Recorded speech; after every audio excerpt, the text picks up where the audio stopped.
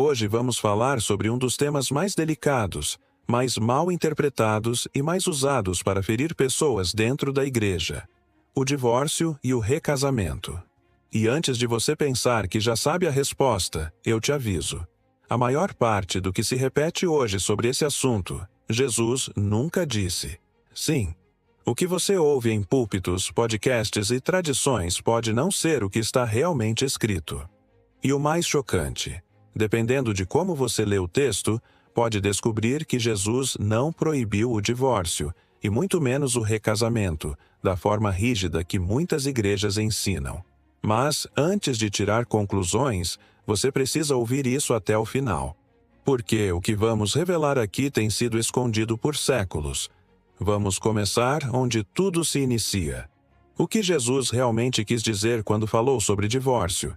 E por que ele disse aquilo? Prepare-se. Vai doer. Vai libertar. E talvez destrua crenças que você carrega desde criança. Para entender o que Jesus disse sobre divórcio, você precisa entender a pergunta que fizeram para ele. Jesus não estava numa aula. Não estava num sermão dominical. Ele estava numa armadilha. Os fariseus o procuraram com uma questão politicamente explosiva e perguntaram: é lícito ao homem divorciar-se da sua mulher por qualquer motivo? A pergunta não era se divórcio é pecado. A pergunta era se divórcio por qualquer motivo é pecado. Por que essa pergunta?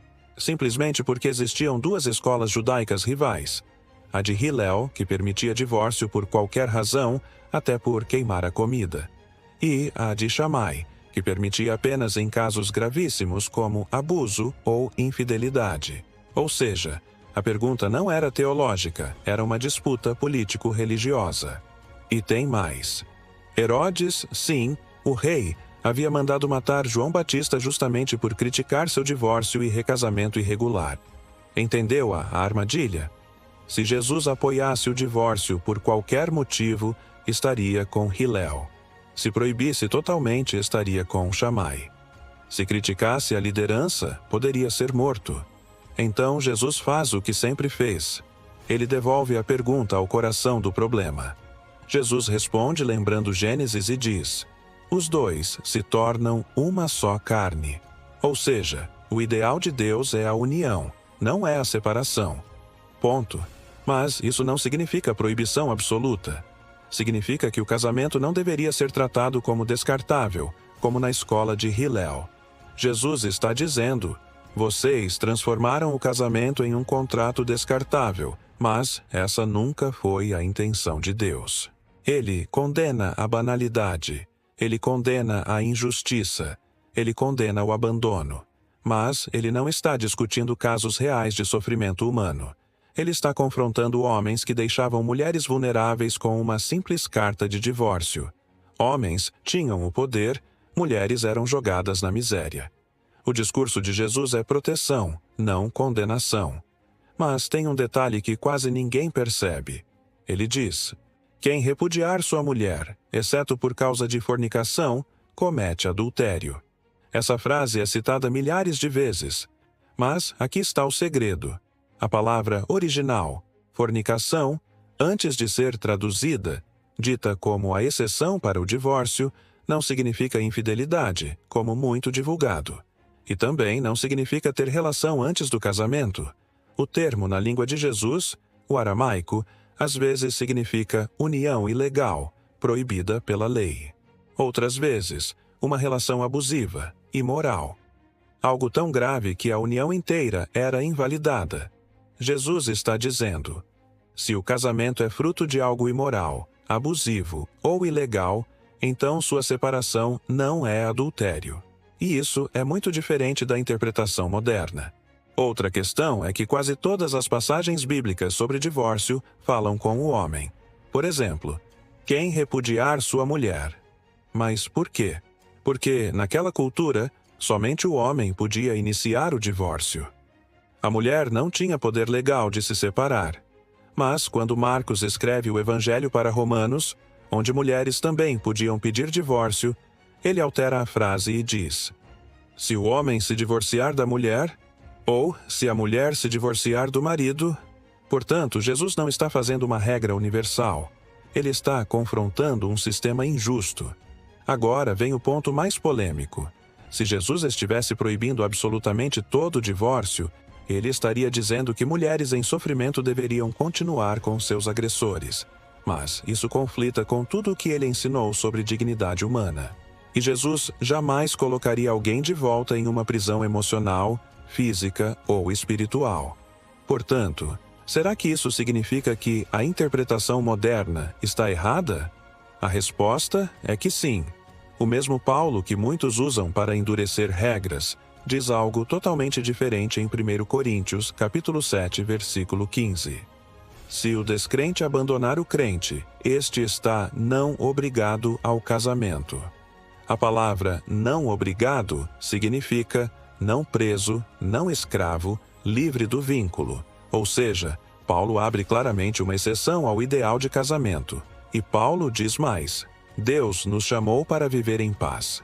Portanto, o propósito nunca foi sofrimento constante. Isso já derruba metade das pregações modernas. Mas tem mais.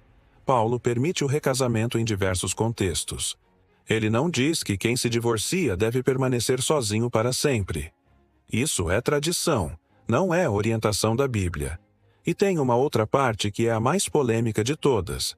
Na leitura superficial, Jesus parece dizer que quem se divorcia e se casa de novo comete adultério. Mas aqui está o detalhe que muda tudo. Essa frase não é sobre qualquer divórcio. É sobre o divórcio por qualquer motivo. O da escola de Hillel. Ou seja, se o divórcio é injusto, desumano ou irresponsável, e a pessoa abandona alguém para trocar por outra, então sim, recasar-se é adulterar. Mas se o casamento é abusivo, se há abandono, se há violência, se há imoralidade destrutiva, se há descaso, se há quebrantamento do pacto essencial, então nesses casos o recasamento não é condenado. Sabe por quê?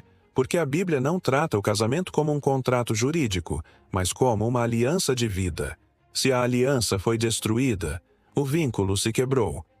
O recasamento não é pecado, é reconstrução. Jesus não veio criar regras novas, ele veio proteger pessoas frágeis. O que ele condena é abandono, injustiça, manipulação, homens trocando esposas por mulheres mais jovens, maridos expulsando esposas sem razão, uma sociedade que descartava mulheres como objetos. O discurso de Jesus é defesa do vulnerável, não cárcere moral. Se você ainda tem dúvida, pense. Jesus deixaria uma pessoa apanhar todos os dias só porque Deus odeia o divórcio? Jesus impediria alguém de reconstruir sua vida depois de um trauma? Jesus condenaria uma mulher abandonada à solidão eterna? Nada disso combina com o caráter dele. Jesus veio salvar, não aprisionar. Então, sobre a pergunta se Jesus proibiu o divórcio, a resposta é não. Ele proibiu a maldade que distorce o casamento. E Jesus proibiu o recasamento? Não. Ele proibiu usar o divórcio como desculpa para adultério emocional. A mensagem central é esta: o ideal é união. Mas Deus nunca pediu que você sacrifique sua vida em nome desse ideal. E a maior pergunta é: o que Deus mais valoriza? O contrato ou a vida? Se Deus ama você, Ele jamais vai exigir que você permaneça no sofrimento, na dor, na destruição emocional em nome de um pacto que já foi quebrado. A verdade é libertadora. E, talvez, só talvez, a maior prisão teológica sobre divórcio não tenha vindo de Jesus, mas da religião. É necessário que cada um reflita sobre esse tema. Mas, é claro, não podemos deixar de respeitar as doutrinas que cada pessoa decidiu seguir em determinada linha do cristianismo. Todos têm direito à liberdade para crer. Mas a verdade que entregamos aqui foi baseada nas Escrituras, e isso não pode ser mudado.